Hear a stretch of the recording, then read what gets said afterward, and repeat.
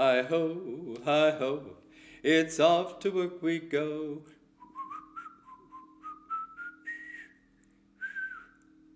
It's the Monday morning anthem, back to work. And it's precisely what happens with the disciples following the resurrection. The craziness of following Jesus for 3 years, only to watch him die on a cross as a political revolutionary, to bury him, only to get the news that he is risen, and then to be encountered by him in that upper room. It's too much. It's time for a little normalcy. And so Peter gets up and says, I'm going fishing. Now, he's not talking about some weekend excursion.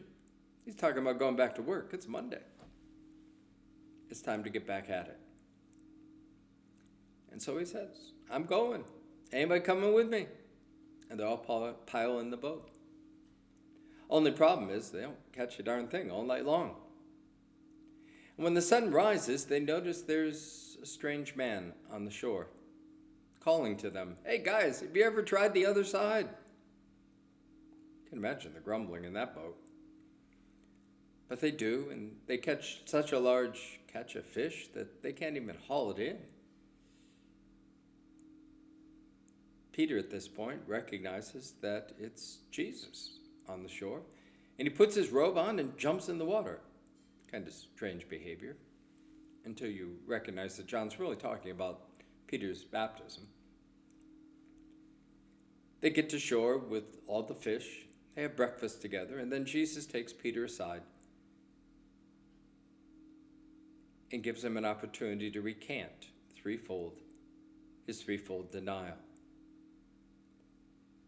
And Jesus gives him a threefold commission. Go feed my sheep. This is not some kind of a heroic call. It's not even necessarily a holy call. It's a pretty ordinary call when you think of Scripture. It is the other half of the great commandment. Love the Lord and love your neighbor. Go feed my sheep. The first half God takes care of. He keeps the relationship between us and him soluble.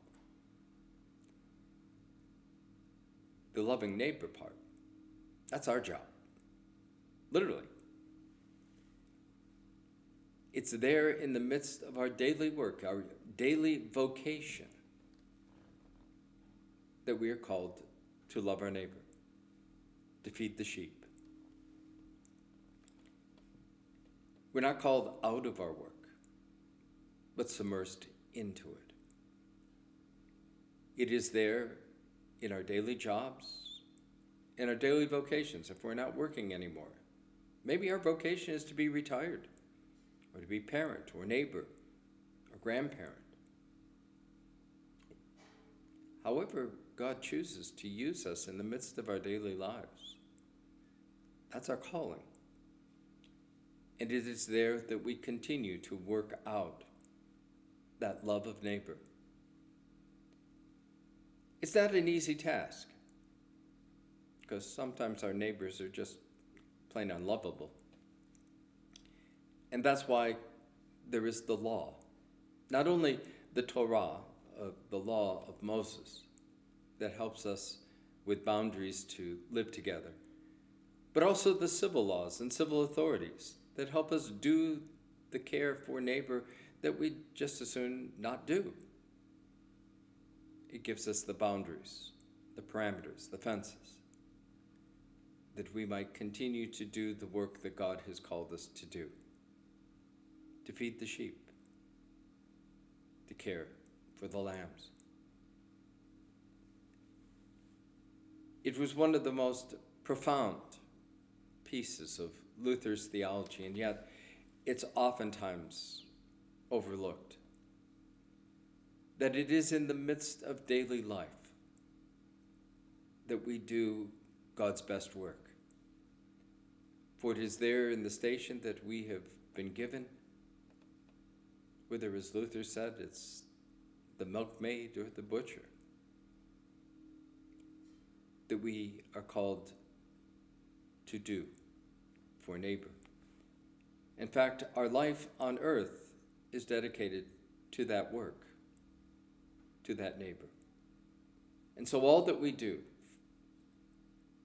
in those daily vocations should be directed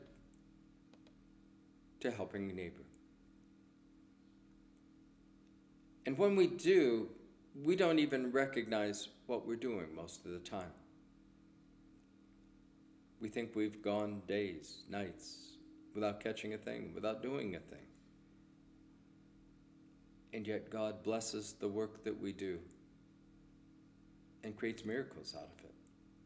Great catches of fish, great impact on those simple, everyday care of those around us.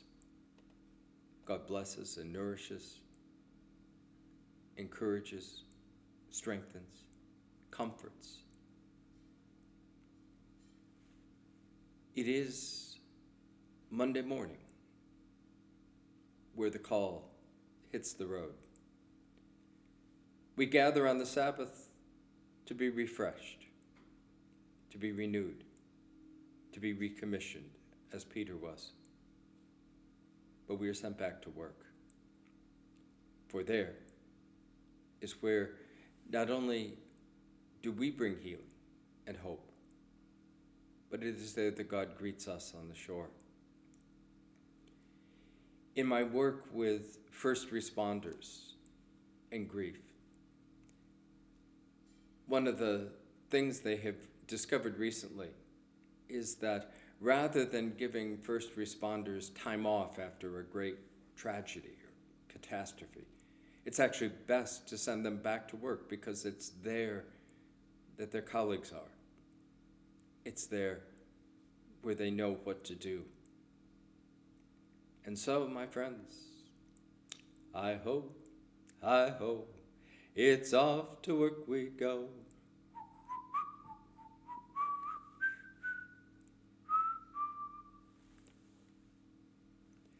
How clear is our vocation, Lord, when once we heed your call, to live according to your word, and daily learn, refreshed, restored, that you are Lord of all, and will not let us fall.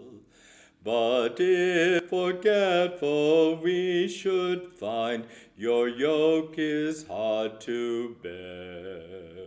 If worldly pressures freight the mind, and love itself cannot unwind its tangled skein of care, our inward life repair.